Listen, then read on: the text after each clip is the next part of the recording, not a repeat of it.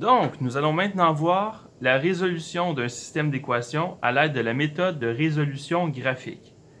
Donc, pour résoudre de manière avec la résolution graphique, il faudra avoir un graphique, effectivement. Donc, pour réserver un terrain de tennis à un lieu public, il en coûte 20 $ de l'heure pour un joueur non membre, contre 10 $ de l'heure pour un joueur membre du club.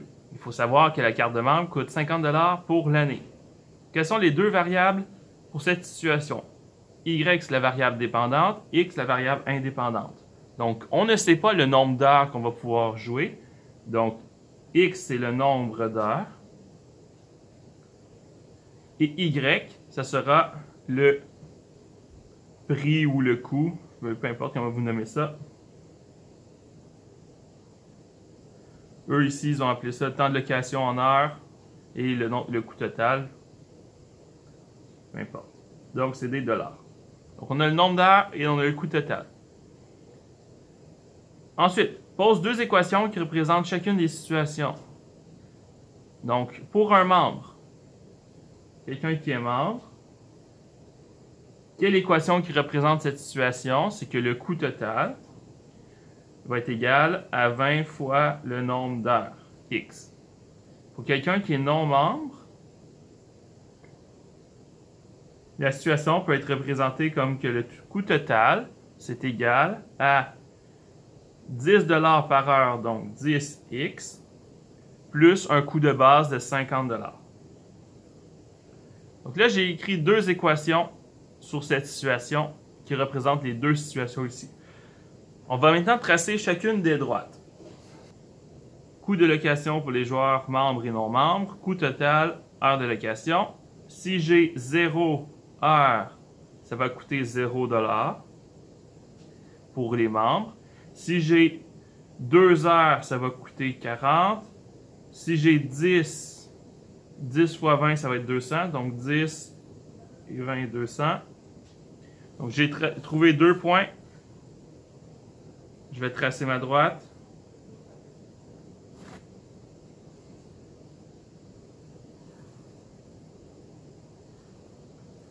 Parfait. Pour les non-membres, si j'ai 0 heure, ça coûte 50 $. Et ensuite 10 fois X, donc 10 fois 10, ça donne 100. 100 plus 50, 150.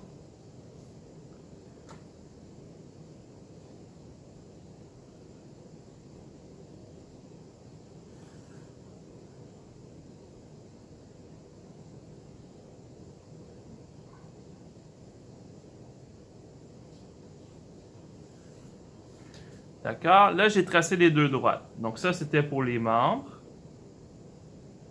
Et ça, c'était les non-membres.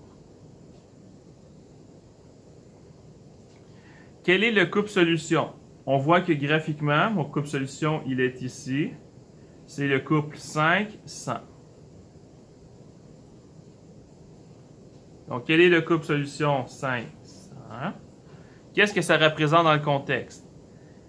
Ça représente que pour 5 heures de location,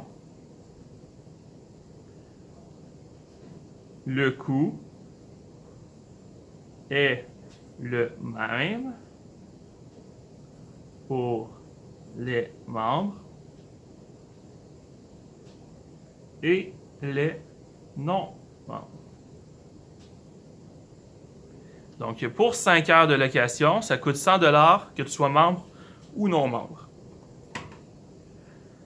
Ce qui est intéressant dans des situations comme ça, c'est de savoir quand est-ce que c'est avantageux d'être membre ou non membre. Donc, c'est avantageux d'être membre. Excusez, j'ai inversé. Ça, c'est non membre. Ça, c'est membre. Je m'excuse. Ça, c'était les non membres.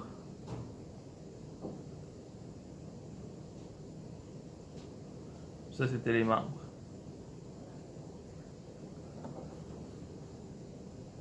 Puis ici, je me suis inversé aussi. Ça, c'était non-membre.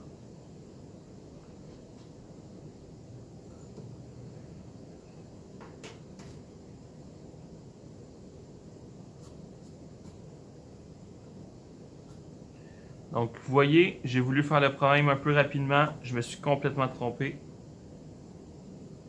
C'est très très grave ce que je viens de faire comme erreur. Donc, on va relayer le texte, on va vérifier si on est bon.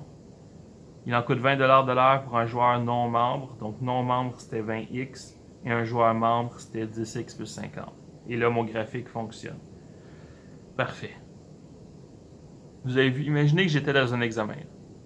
Vous avez vu, j'ai fait une grosse erreur. Est-ce que j'ai tout effacé? Pas du tout. Parce que si on efface tout, il faut tout recommencer. Donc, à la place, il faut évaluer toujours. Est-ce que ce que j'ai fait avant était partiellement vrai?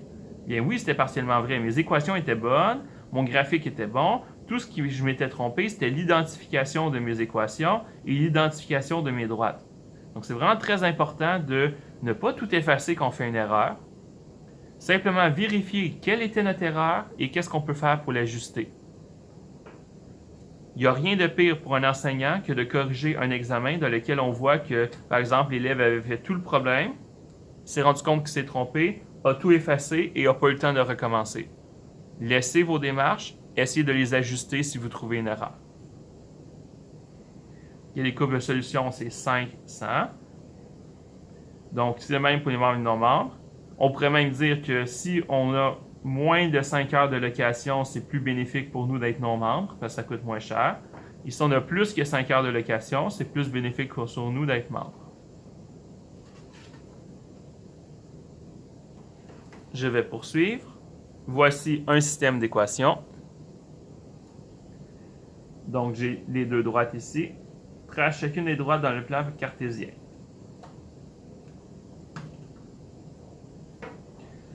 Ici, nous n'avons pas la forme canonique de la droite. Nous n'avons pas la forme fonctionnelle. Donc, je vais la transformer en forme fonctionnelle. Ça va être plus facile à tracer parce que dans la forme fonctionnelle, on a la valeur initiale et on a le taux de variation. Donc, comment je fais ça? Je vais isoler. Donc, celle-là ici, je vais avoir 3y égale 2x moins 12. Et donc, y égale 2 tiers de x moins 4. Et pour cette équation, je vais obtenir y égale moins 2x plus 4. Donc là, j'ai mes deux équations. Je vais pouvoir les tracer. Donc, pour la première équation, 2 tiers de x moins 4, ça veut dire que je commence à moins 4. Et mon taux de variation de 2 tiers veut dire que quand j'augmente de 3 en x, j'augmente de 2 en y.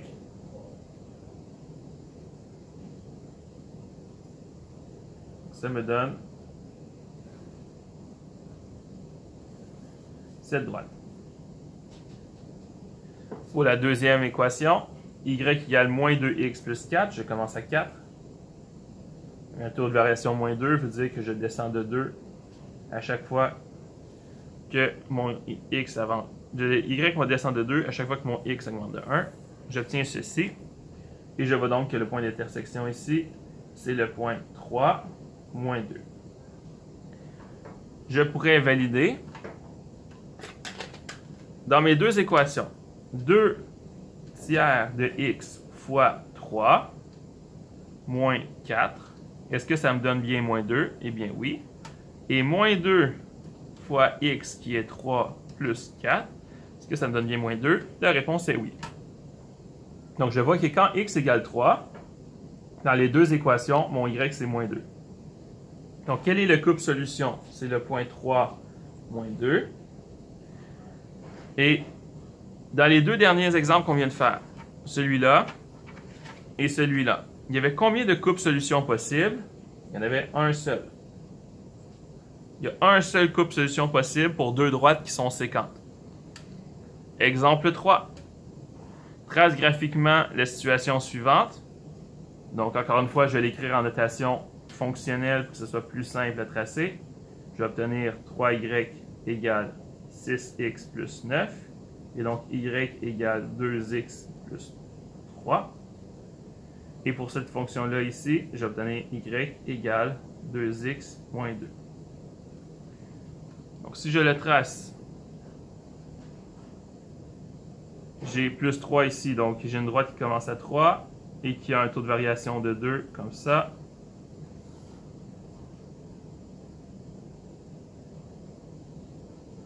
Donc ici, ça devient ça. Donc vous pouvez remplacer autant de points que vous voulez dans l'équation pour le trouver. Vous allez obtenir ceci. Et ma deuxième droite, une valeur initiale de moins 2.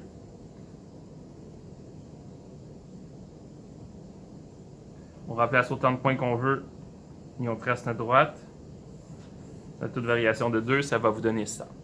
Donc, comme ils ont le même taux de variation, ce sont des droites parallèles. Combien existe-t-il de solutions possibles pour ce système? Aucune. Il n'y a aucun endroit où les deux droites vont se couper. Ce sont des droites parallèles. Que peut-on dire sur les deux droites? Elles sont parallèles.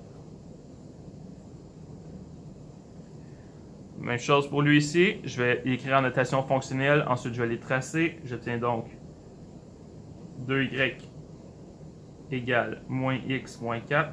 Et donc, y égale moins 1 demi x moins 2.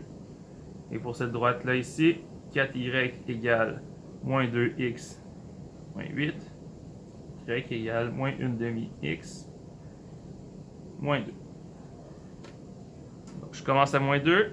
J'ai un taux de variation d'une demi. Donc, chaque fois que je monte de 2 en x, je baisse de 1 en y.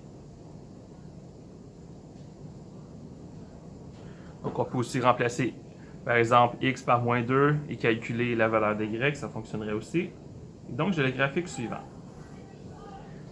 Et là, la deuxième droite, elle est identique. Donc, la deuxième droite, je trace par-dessus aussi. C'est la même droite. Donc, combien y a-t-il de solutions possibles pour ce système? Il y en a infini. Pourquoi? Parce que comme les deux droites c'est la même, bien, comme les deux droites sont c'est la même équation, ça représente la même droite, bien, tous les points ici sont des solutions possibles. Tous les points sont des solutions. Donc, tous les points de la droite, j'ai plus précis.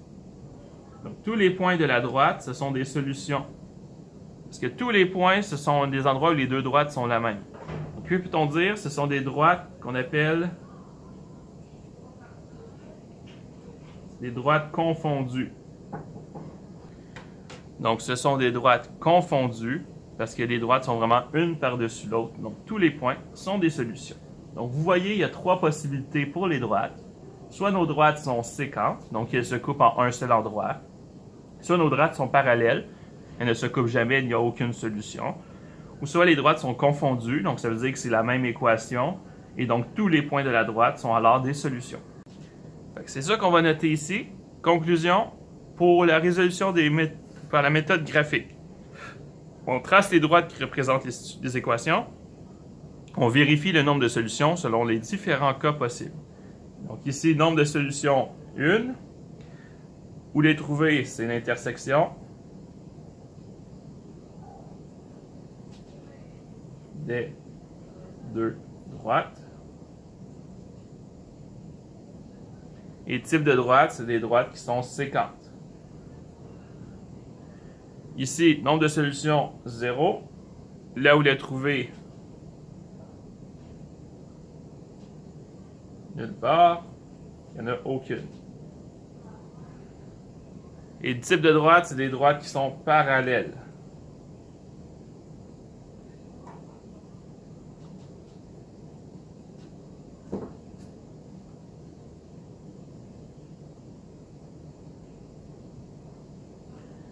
Et ici, nombre de solutions infini.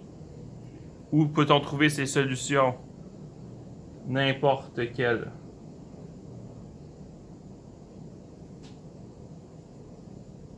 Point de la droite.